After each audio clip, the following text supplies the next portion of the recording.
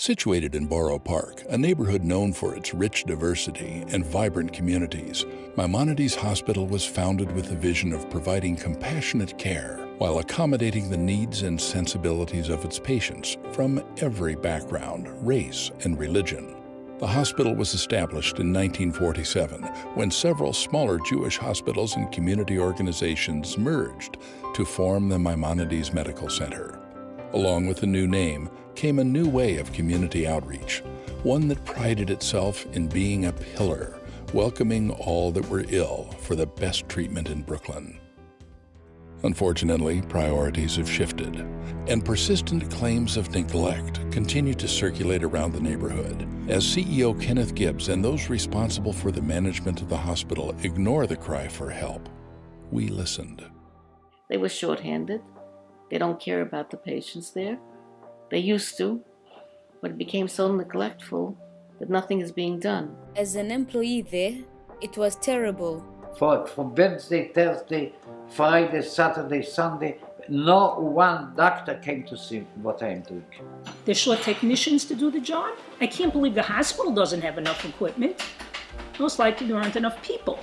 You have a lot of weight in the emergency.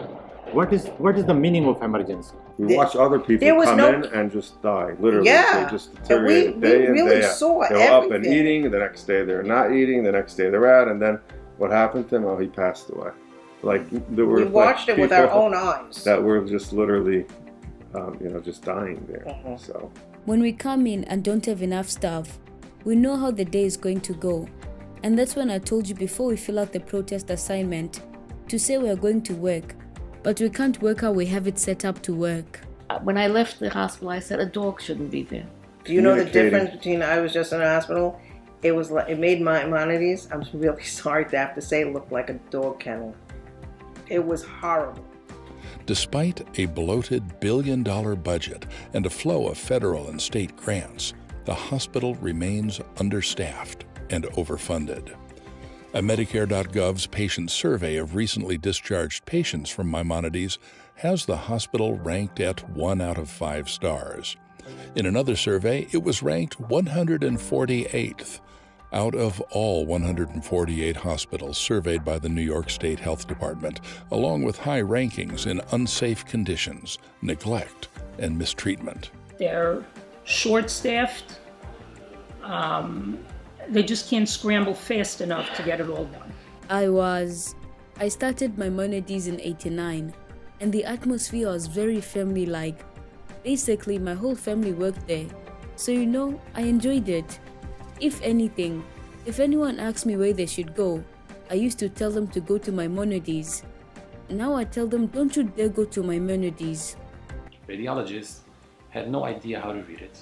He mislabeled something as an appendix, as oversized, and they set up ready to cut it out. I don't know which organ that was that they were about to cut out. I had not have signed that consent. They put me in a room, and they said, we'll stop in. All the bells were ringing all night there. Nobody came. Every time I rang the bell when he left, they said, oh, we heard you ringing. So it was. We were losing a lot of people at one point. One person, I never even got her name, she was gone so soon, because of how it started to be. First of all, let's talk about getting into the hospital. They treated you as if you were a prison. The security guards, stand over there, do this, go over there, do. We're here to visit our loved ones where, we're vulnerable. We're literally trying to keep my husband alive. If you came to a hospital, what is a hospital? A place for doctors. A doctor must to come to see you.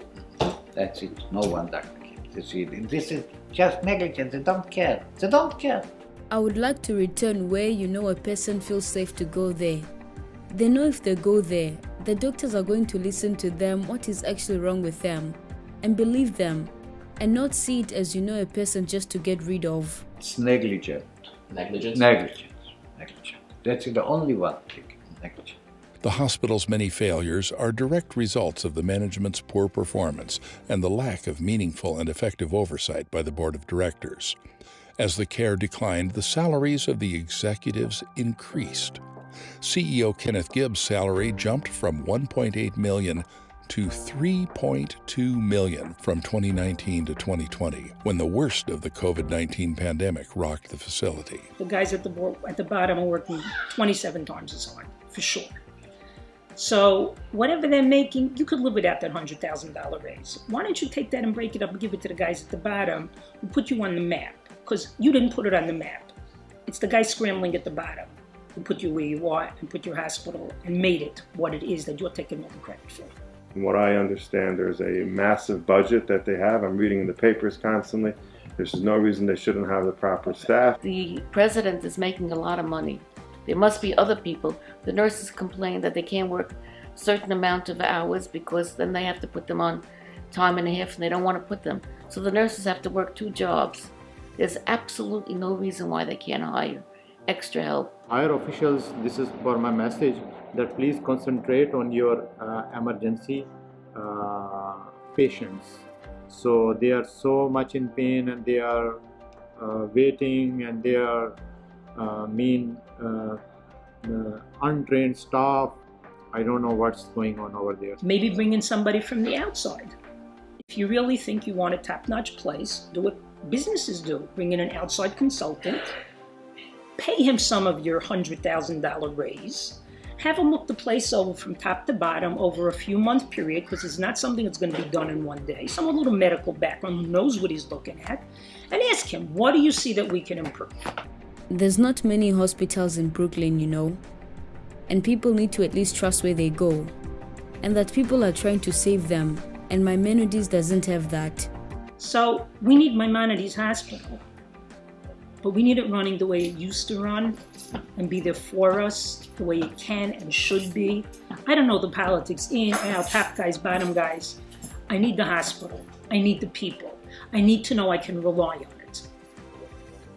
If I can't get to my doctor, I don't care how good he is, then I gotta go someplace else. Why do I have to give up a good doctor because I can't reach him? Because the people I have to get through can't blow their noses because they don't have time. Does that make any sense?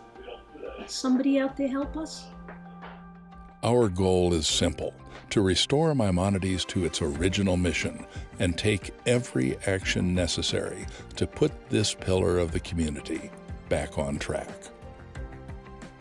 When the Save Maimonides campaign started, just a short while ago, we were shocked to hear how many people were impacted negatively by the mismanagement at Maimonides Hospital.